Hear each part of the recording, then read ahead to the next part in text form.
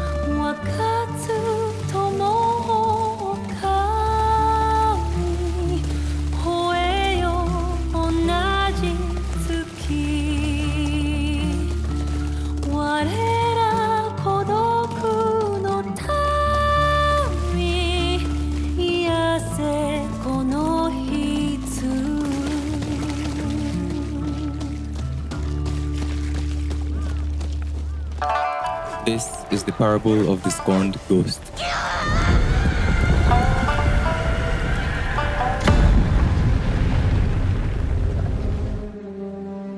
Atsu's story is one that, at the surface, seems like just another revenge story.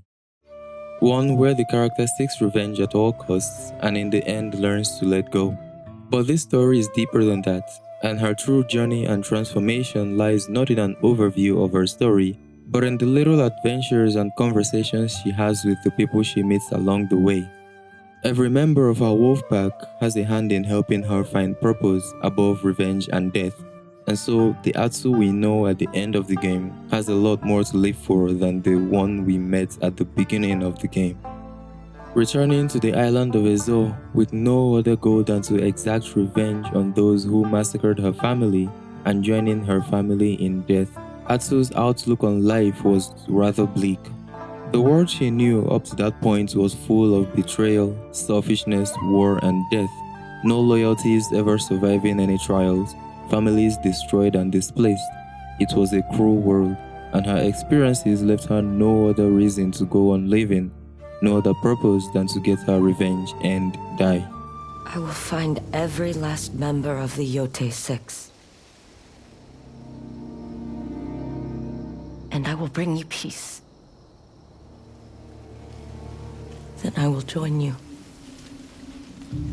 in death. I swear it. To Atsu, her life practically ended when she was only 12 years old, on the night of the burning tree when her family was murdered by the Yotei Six. To her, this was the night that she died. Whatever came after was simply her vengeful spirit enduring, surviving battles she really shouldn't have walked away from. This is how she got stronger, fighting in the seemingly endless battles on mainland Japan, especially the Battle of Sekigahara, the battle to end all battles, where she watched the same cycle of violence and betrayal repeat itself again and again. Two sides of the country fighting for control, lords abandoning their people and selling them out to the enemy. Suffice it to say, she saw no end and no point to all of this. Anyway, that night was a turning point in her life, where I believe she began to see herself as an Onryo, a vengeful spirit who came back from death to bring to the Yotei Six what they had coming for them.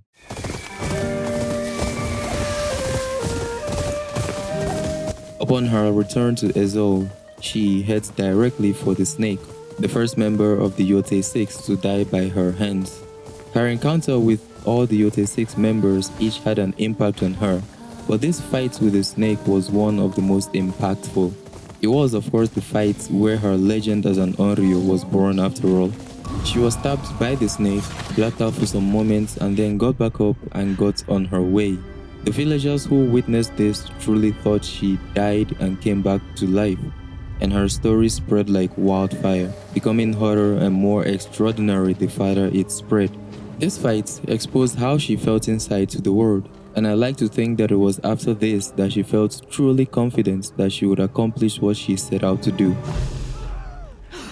I think she had her doubts before this, judging from her choice to confront the snake when he was drunk, using his intoxicated state as an advantage. Atsu just wanted them dead. The means by which she accomplished this did not matter to her at all, so she would take any advantage she could. But during the fight, the snake headbutts her, sending her into a flashback of that night, exposing how she felt in that moment. Because after all the training and preparation she had done, she still felt like she was that weak 12-year-old who was defenseless in the face of mortal danger. This is why I think that at the back of her mind, there was doubt about her ability to accomplish her mission. So defeating the snake here was a real confidence boost. Not only that, it was the moments that would herald her arrival to the other parts of Ezo, the Onryo, the undead woman who killed the snake.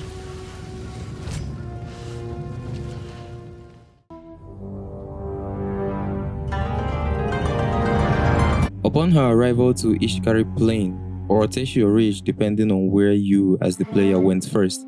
I personally went to Ishikari Plain, the domain of the Oni, first, because I think that's where Atsu would go next canonically, or in my head at least.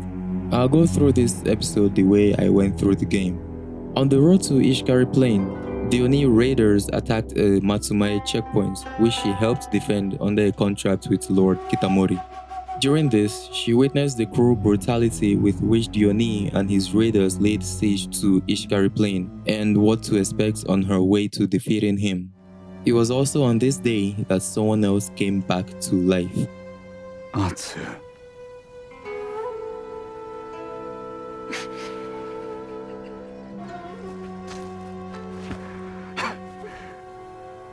It's me. You don't recognize your own brother.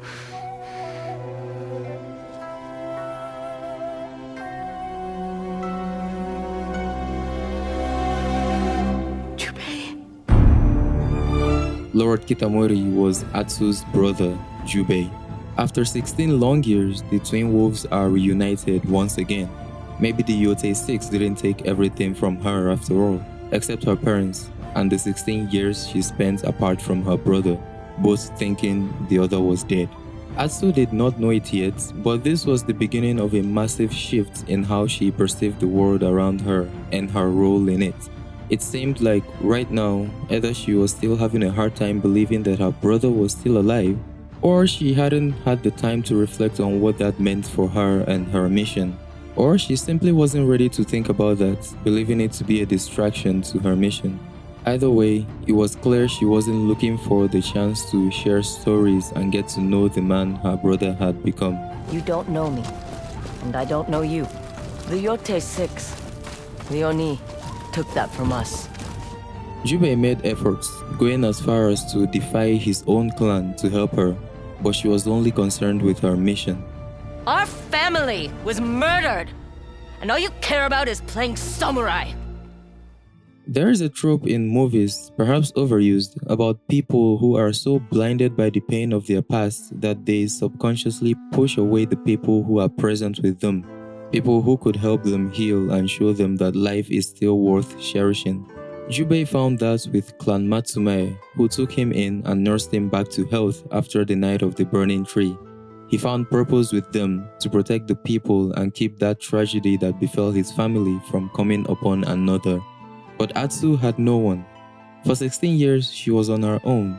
In fact, it is her hunger for vengeance that has kept her alive till now. It is the only thing she knows, and it is now her natural inclination to pursue that above all else. I expected you to follow the rules of my life without knowing the first thing about yours. Note: we can only help people with their problems if we first not only understand the problems themselves, but also the people we are trying to help and their life experiences. Loving our neighbors as ourselves requires that we understand them as ourselves, or at least try to. Jubei helps Atsu invade the castle where the Oni dwelled. Atsu helps him free the Matsumae prisoners, and she proceeds to duel the Oni to the death and win. The fight itself was challenging, but Atsu has grown a lot from the time she dueled the drunken snake. And for the first time in a long time, she was fighting not just for herself and her dead family, but for a living one. her brother, who was figuratively dead but is now alive. She is fighting for both their futures and for the future of Ishikari Plain. In this campaign against the Oni, she found hope. Perhaps she doesn't have to die anymore. Perhaps she could actually find what Jubei found, a home, purpose, and people to live for. Jubei is now one, and maybe that's enough. But for now, the hunt must continue and the twin wolves must part once more. We are our father's twin wolves. No one can take that from us.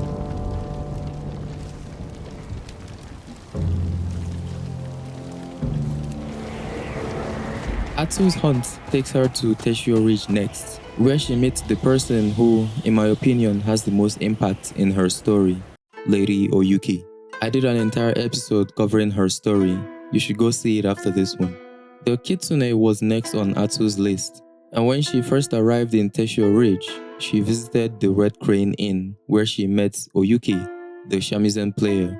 They got introduced and Atsu learns that Oyuki wanted to drive the Ninetales out of Teshio Ridge as much as Atsu wanted to kill the Kitsune. And the more they talked, planned, and went on missions, the more Atsu suspected that, quite like herself, this was personal for Oyuki, but she just couldn't prove it. They continued with their hunt, which brought Atsu face to face with the Kitsune again. This time they got into a duel which Atsu was winning until the Kitsune poisoned her. Before the final blow was struck, Oyuki intervened, saving Atsu's life. This was when Atsu discovered that Oyuki was not just a shamisen player, she was also a skilled fighter, and the next revelation would shock her. Here's a summary of Oyuki's backstory. Her family served Saito as shadow warriors and they were all but wiped out in the Battle of Nagashino. Orphaned and alone, she followed Saito up north to assist him in building Clan Saito. This was when she reinvented herself and took on the mask and mantle of the Kitsune. She was a firm believer in Saito's ambitions and stood unwaveringly by his side through the years.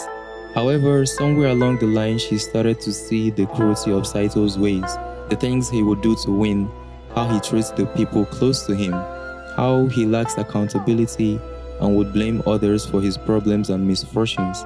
Her trust in Saito was already withering, and on the night of the burning tree, it vanished. On this night, she defied Saito's orders and saved Atsu's life, an action which brought about a cruel punishment from Saito, branding her skin with scorching iron, knowing fully well that she could not scream from the pain, because then the other members of the Yotei 6 would find out that the Kitsune was a woman. She swallowed the pain, and for years after that, she played the part of a repentant servant, building up Saito's army of shinobi while plotting to take Saito down when the time was right. Before she could do this, she was betrayed by her own second hand, the boy Dojun, whom she took in from the streets, trained and taught him everything she knew. Dojun sought favor from Saito and sold Oyuki out, casting her out of the Ninetales, which she built from the ground up, and taking her place as the Kitsune.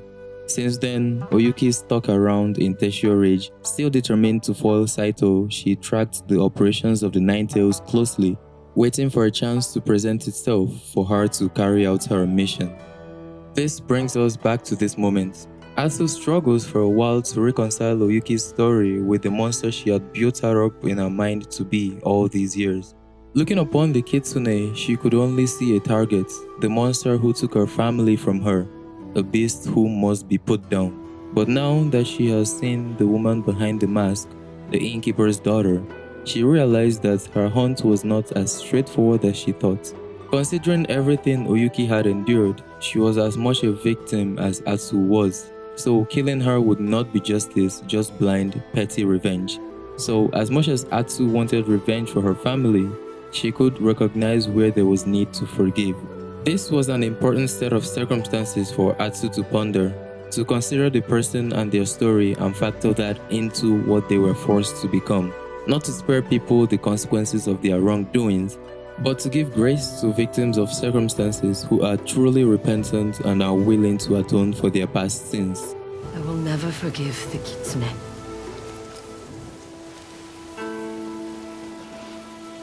But the innkeeper's daughter,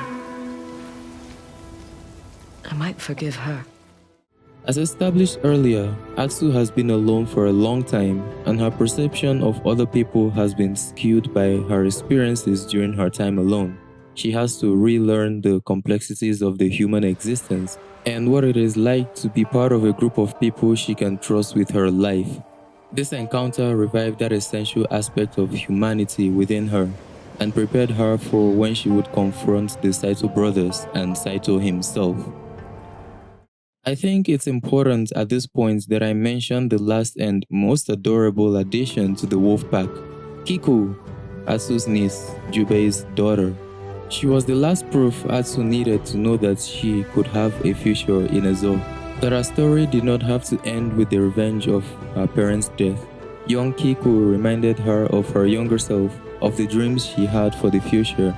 She represented a future for Ezo and Atsu herself, but she hadn't fully let go of her past pain yet, for there was one more mistake for her to make in order to finally let go.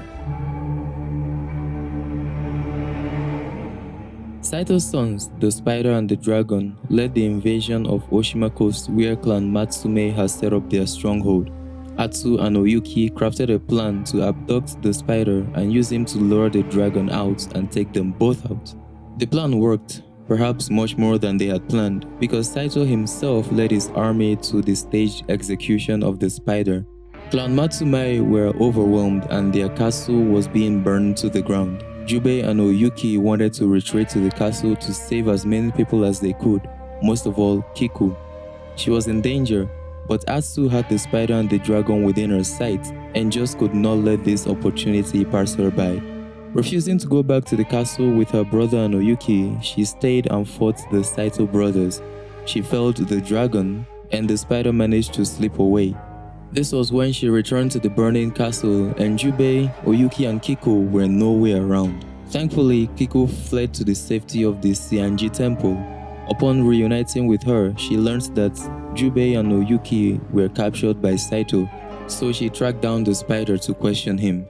The Spider was the only current member of the Yotei 6 whose life Atsu spared.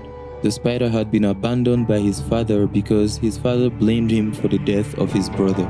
This is Saito's most prominent character flaw, which we explored in a previous episode. Long story short, Uchiki, the Spider, never wanted this life of war with the samurai, but it was forced upon him by Saito. Not only is he living a life he never wanted, nothing he did was ever enough for his father. This drove a wedge between the Saito brothers and their father. It was a miserable existence of jealousy and animosity between the three of them. Now he is being blamed for the death of his own brother by his own father, who disowns him and casts him out for that reason. Atsu figured he had suffered enough. Atsu just went through the fear of losing her brother and her niece and her newly found best friend, all because she couldn't look past the pain of her past to see the future she was putting in danger. In her blind quest to deal with those responsible for that pain and to avenge her parents' death, she basically left her living family, the hope of her future, exposed, and they too were almost killed. This long life struggle of hers, being alone, driven by nothing else but her hunger for vengeance, was so great that it almost consumed the new life she was starting to build, however unknowingly. That experience lifted the final veil from her eyes, and she was able to see how her actions were hurting the people who had been by her side in this fight. So when she faced down the Spider, that anger was gone. She was able to look upon him as the human that he was, one to whom life has not been fair.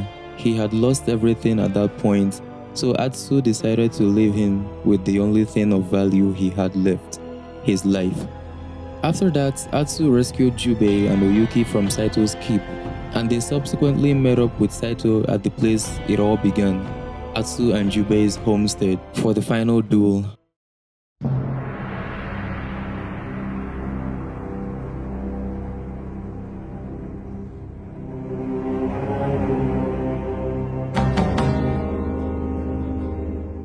During this fight, Saito took something else from her.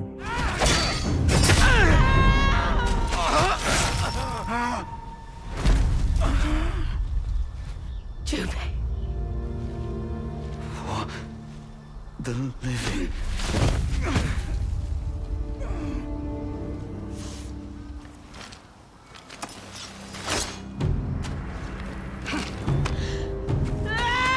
And then when bested, he says, You are alone. in a last desperate attempt to keep her trapped in the prison she put herself in inside of her mind. But it was too late for him. Even though Atsu lost another in this fight, even though her brother's death would have felt like it opened an old, painful wound that would have sent her spiraling again, she didn't, because this time she had people who were there for her. For the first time in a long time, Atsu truly knows that she is not alone. Many people romanticize the idea of the lone wolf. I hear it all the time. I walk this earth alone, or I trust no one but myself, or all I need is me. And while I think many people aren't actually like that, not to the extent they make it seem like at least, many younger people, especially men, are starting to believe that that is the best way to live. And who could blame them? Many of them have been deeply hurt by people they let in, people they called family. Either that, or they've heard painful stories of betrayal, figurative backstabbings, and much more. It's only natural for us to retreat and keep to ourselves after things like this, and the current state of the world does not help at all. People are more disconnected than ever. A lot of younger people actually don't know how to make or keep connections, severing every little connection and pushing away prospective friends, even over very little and very common disagreements. Now, you've heard it before, humans are social beings. It is true. We were never made to walk through life alone. That's why God instituted marriage and encouraged families, clans, societies, and eventually the church, the body of Christ, to stick together. I know how cool it must sound to be called a lone wolf, but trust me, even actual wolves don't like being alone. Lone wolves are often that way because they leave their packs to venture out and find new territory, and more importantly, to create a new pack. Lone wolves die much faster than wolves in a pack.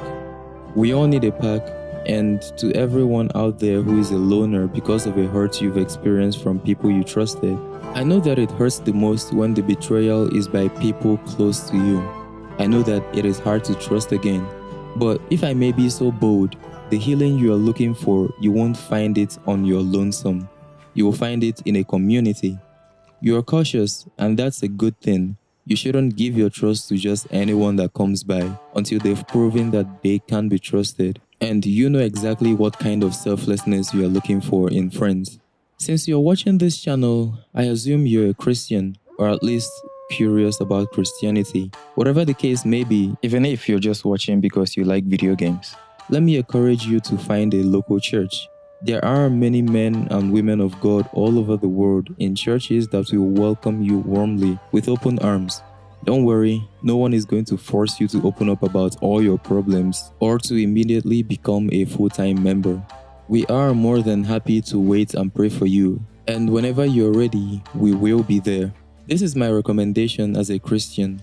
God created us for community, to build up one another and bear each other's burdens, as you will find in Galatians 6 verse 2.